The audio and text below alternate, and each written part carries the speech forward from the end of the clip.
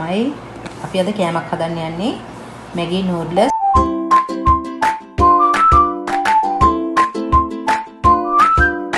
අපි මේකට දා ගන්නවා නිෂ corn flour. ගන්නවා ලුණු.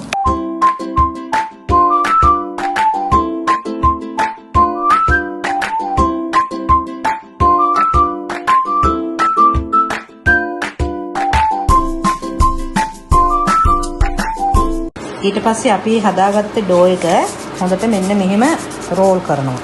අපි මෙන්න මෙහෙම පාන් පිටි ටිකක් දාලා හොඳට මෙහෙම රෝල් කරන්න ඕනේ.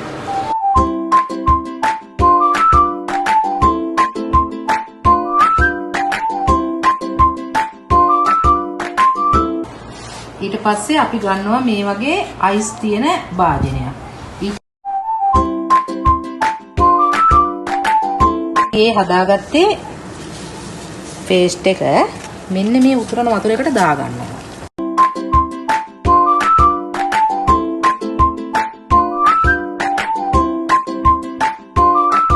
අපි මේක විනාඩි 15ක් හොඳට තැම්බෙන්න දෙන්න ඕන.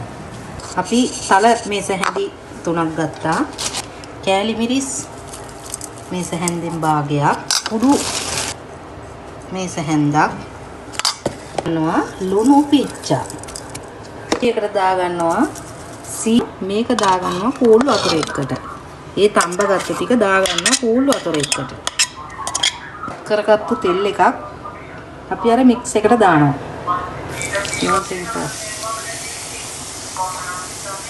අරවන් කර ගන්නවා.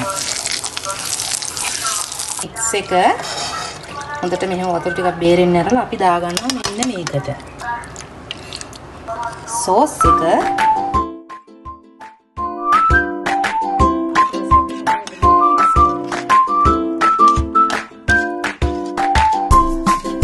දැන් අපි ඒකේ රහ බලන්න යන්නේ.